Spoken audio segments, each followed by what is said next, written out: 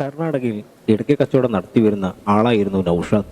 ഒരിക്കൽ അവിടെ വെച്ച് തനിക്കും തൻ്റെ കൂടെയുള്ളവർക്കും നടന്ന ഒരു അനുഭവ കഥയാണ് ഇന്ന് പറയുന്നത്. മഴക്കാലമായതിനാൽ അതുവരെ താമസിച്ചിരുന്ന സ്ഥലത്തു നിന്നും അവർക്ക് മാറി താമസിക്കേണ്ടി വന്നു. കാരണം തൊട്ടടുത്ത് ഒരു പുഴയുണ്ട്. മഴക്കാലമായതിനാൽ ആ പുഴ കവിഞ്ഞൊഴുകും. ആയതിനാൽ അവിടെ ചരക്കുകൾ സൂക്ഷിച്ച കെട്ടിടത്തിലേക്ക് വെള്ളം കയറിയതിനാൽ അവർക്ക് അവിടെ നിന്നും കുറച്ച് ദൂരെ മാറി മറ്റൊരു സ്ഥലത്തേക്ക് വീടെടുത്ത് മാറേണ്ടി വന്നു. അതൊരു വലിയ കെട്ടിടമായിരുന്നു. അതിനോട് ചേർന്ന് തന്നെ മറ്റൊരു കെട്ടിടവുമുണ്ട്. അവർ അത് വാടകയ്ക്കെടുത്തു. കാരണം ഇവരുടെ കച്ചവട സാധനങ്ങൾ സൂക്ഷിക്കാൻ വേണ്ടി. ഇവർ മൊത്തം 12 പേരുണ്ട്. 5 പണിക്കാരും ബാക്കിയുള്ളവർ കച്ചവടത്തിന് പോകുന്നവരും. 2 വണ്ടിയാണ് കച്ചവടത്തിനായി പോകുന്നത്. അങ്ങനെ മഴ കാരണം കച്ചവടം വളരെ മോശമായിരുന്നു.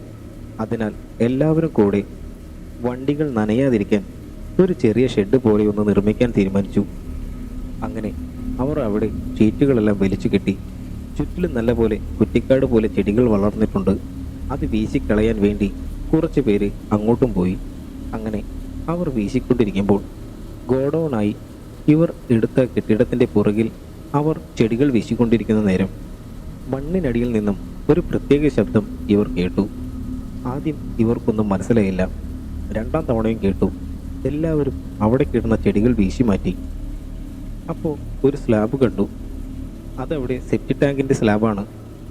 അവർ കരുതി ചിലപ്പോൾ ലീക്ക് ഉണ്ടായിട്ട് വെള്ളം അതിലേക്ക് ഇറങ്ങുന്ന വല്ല ശബ്ദമായിരിക്കാം കേട്ടത് എന്ന്. അവർ അവിടെ നിന്നും പോന്നു. അങ്ങനെ അന്ന് രാത്രി കുറച്ച് പേര് പുറത്തേക്ക് പോയി സാധനങ്ങളും മറ്റും വാങ്ങാനായി. ബാക്കിയുള്ളവർ അവിടെ ഇരുന്നു ചീട്ട് കളിക്കുകയാണ്. അന്നേരം ഗോഡൗണായ ആ കെട്ടിടത്തിൽ നിന്നും എന്തൊക്കെ വീഴുന്ന കൂട്ട് ശബ്ദം അവർ കേട്ടു. എന്നാൽ ആദ്യം അവർ കാര്യമായി എടുത്തില്ല. അല്പം കഴിഞ്ഞതും വീണ്ടും അതേ ശബ്ദം അവിടെ കേട്ടു. അപ്പോൾ അവിടെ ഇരുന്ന 2 പേർ ഞങ്ങൾ പോയി നോക്കിയിട്ട് വരാമെന്ന് പറഞ്ഞു. അങ്ങനെ ആ 2 പേര് ആ കെട്ടിടത്തിലേക്ക് ചെന്നു. അവർ ഡോർ തുറന്നു അകത്ത് കയറി ലൈറ്റ് ഇട്ട് നോക്കി. ചുറ്റും നടന്നു. എന്നാൽ അവിടെയൊന്നും തന്നെ കാണാൻ കഴിഞ്ഞില്ല. അങ്ങനെ ഇവർ ആ കെട്ടിടത്തിൻ്റെ പുറത്തേക്ക് ഇറങ്ങി വാതിലടയ്ക്കുന്ന നേരം ഈ 2 കെട്ടിടങ്ങളും തമ്മിൽ ഒരു 25 മീറ്റർ ഡിസ്റ്റൻസ് ഉണ്ട്. അന്നേരം മഴ ശക്തമായി പെയ്യുന്നുണ്ട്. അപ്പോൾ ഇവരെ നോക്കിക്കൊണ്ട് മറ്റുള്ളവർ അവിടെ നിൽപ്പുണ്ട്. അവർ ഉറക്കെ ഇവരെ വിളിച്ചു എന്തു പറയുന്നുണ്ട്. വേഗം വാ എന്ന രീതിയിൽ ആംഗ്യം കാണിക്കുന്നുണ്ട്. ഇവർക്ക് 2 പേർക്കും എന്താ കാര്യമെന്ന് മനസ്സിലാവുന്നില്ല. ഇവരങ്ങനെ ആ മഴയിൽ ഇറങ്ങി അങ്ങോട്ട് ഓടിച്ചെന്നു. അപ്പോൾ പുറത്തു പോയ മറ്റു ആൾക്കാരും എത്തി. അപ്പോൾ ഇവരെ വിളിച്ചുകൊണ്ടിരുന്ന ആ 4 പേരും നല്ല പോലെ ഭയന്ന നിലയിൽ ആണ് നിൽക്കുന്നത്. എല്ലാവരും അവരുടെ എന്താ കാര്യമെന്ന് ചോദിച്ചു. അപ്പോൾ അവർ പറഞ്ഞു, ഇവർ ആ വാതിൽ പൂട്ടുന്ന നേരം ഇവരുടെ പുറകിൽ ഒരു രൂപം നിൽക്കുന്നത് ഞങ്ങൾ കണ്ടു എന്ന്. ഇവരിത് എന്ത് വട്ടാണ് പറയുന്നതെന്ന് എല്ലാവരും ഇവരെ കളിയാക്കാൻ തുടങ്ങി. എന്നിട്ട് ഞങ്ങളൊന്ന് പോയി നോക്കട്ടെ എന്ന് പറഞ്ഞ് 3 പേർ അങ്ങോട്ട് പോയി നോക്കി. അവരവിടെ നോക്കി വന്നു. അവിടെ ഒന്നും തന്നെയില്ല. നിങ്ങൾക്ക് ചുമ്മാ തോന്നിയതാണ് എന്ന് പറഞ്ഞ് അവർ എല്ലാവരും അകത്തേക്ക് പോയി. എല്ലാവരും ഭക്ഷണം കഴിക്കാനിരുന്നു. അങ്ങനെ ഇരിക്കുന്ന നേരം ഇവരുടെ വണ്ടിയുടെ ഹോൺ താനെ അടിയുന്ന ശബ്ദം. ഇതെന്താണ് ഇങ്ങനെയെന്ന് പറഞ്ഞ് ഒരാൾ ഓടിച്ചെന്ന് നോക്കി. അന്നേരം വണ്ടിയുടെ കീ അതിനുള്ളിൽ തന്നെയുണ്ട്. അത് ഓണായിട്ടാണ് കിടക്കുന്നത്. ചിലപ്പോൾ ഷോർട്ടായിട്ട് അടിച്ചതാവുമെന്ന് കരുതി അയാൾ ഈ ഉരിയെടുത്ത് അകത്തേക്ക് വന്നു. എന്നിട്ട് ഒരുത്തിനെ നോക്കിക്കൊണ്ട് നീ ചാവി ഊരതയാണോ വന്നത് എന്ന് ചോദിച്ചു. അപ്പോൾ നൌഷാദ് പറഞ്ഞു, ഞാനാ ഇവൻ്റെ കയ്യിൽ ചാവിയൂരി എടുത്തു വെക്കാൻ കൊടുത്തേ എന്ന് പറഞ്ഞ് അത് കേട്ടതും എന്തോ ഇവിടെ അപ്പോൾ പ്രശ്നമുണ്ടെന്ന് എല്ലാവർക്കും മനസ്സിലായി. എന്നാൽ പിന്നെ അവർ ഇതിനെക്കുറിച്ചൊന്നും സംസാരിച്ചില്ല. അവർ എല്ലാവരും അന്ന് രാത്രി ഉറങ്ങാൻ കിടന്നു. കുറേ നേരം കഴിഞ്ഞ് പെട്ടെന്നൊരു അലർച്ച അവിടെ കേട്ട് എല്ലാവരും ചാടി എഴുന്നേറ്റു. ആരാ കരഞ്ഞെന്ന് എല്ലാവരും പരസ്പരം ചോദിക്കാൻ തുടങ്ങി. എന്നാൽ അവിടെ കിടന്ന ആരും തന്നെയല്ല അത്തരത്തിൽ ശബ്ദമുണ്ടാക്കിയതെന്ന് അവർക്ക് മനസ്സിലായി. ഇതെന്താ ഇവിടെ നടക്കുന്നതെന്ന് ഇവർക്കൊരു പിടുത്തവും കിട്ടിയില്ല. ഇനി പുറമെ നിന്നും വല്ലതുമായിരിക്കുമോ എന്ന് കരുതി ഒരാൾ വാതിൽ തുറന്ന് പുറത്തേക്ക് ഇറങ്ങി നോക്കി. നല്ല മഴയാണ്. എന്തായാലും പുറത്തു നിന്നൊരു ശബ്ദവും ഈ മഴ കാരണം അകത്തേക്ക് കേൾക്കാൻ സാധ്യതയില്ല. എന്നാൽ പുറത്തേക്ക് ഇറങ്ങിയ മുരുകൻ എന്ന വ്യക്തി അകത്തേക്ക് നോക്കി, എടാ ഒന്നിങ്ങ് വന്നേ എന്ന് പറഞ്ഞ് ഇവരെ വിളിച്ചു. എല്ലാവരും പുറത്തേക്ക് ചെന്നു. എന്താ എന്ന് ചോദിച്ചു. മുരുകൻ ആ ഗോഡൌണിന്റെ ഭാഗത്തേക്ക് വിരൽ ചൂണ്ടി. എന്നിട്ട് എന്തോ അവിടെ അനങ്ങുന്ന പോലെ എനിക്ക് തോന്നി എന്ന് പറഞ്ഞു. എല്ലാവരും അവിടേക്ക് നോക്കി നിന്നു. ശരിയാണ്, ആ ഇരുണ്ട വെളിച്ചത്തിൽ അവിടെ ആരും നിൽക്കുന്നത് ഇവർക്ക് ശരിക്ക് കാണാൻ സാധിച്ചു. എന്നാൽ ആരാണ് എന്ന് ശരിക്ക് വ്യക്തമല്ല. വാ ഒന്ന് പോയി നോക്കാമെന്ന് മുരുകൻ പറഞ്ഞു. എന്നാൽ ആദ്യം അവിടെ അങ്ങനെയൊരു രൂപത്തെ കണ്ട ഇവർ പറഞ്ഞു, വേണ്ട, അത് ഞങ്ങൾ നേരത്തെ കണ്ട പ്രേതത്തെ പോലെ ഒരു സാധനമാവാൻ സാധ്യതയുണ്ട്. എല്ലാവരും അകത്തേക്ക് കയറുക എന്ന് ഇവർ പറഞ്ഞു.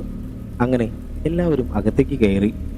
അകത്ത് കയറിയ ഇവർ കുറച്ചു പേർ ജനൽ തുറന്ന് പുറത്തേക്ക് നോക്കി.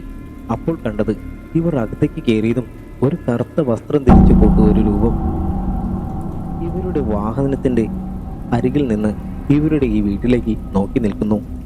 അത് കണ്ടതും നോക്കി നിന്നവർ ഉറക്കെ അലറി. അത് കേട്ട് ബാക്കിയുള്ളവർ വന്ന് എന്താ എന്ന് ചോദിച്ചു.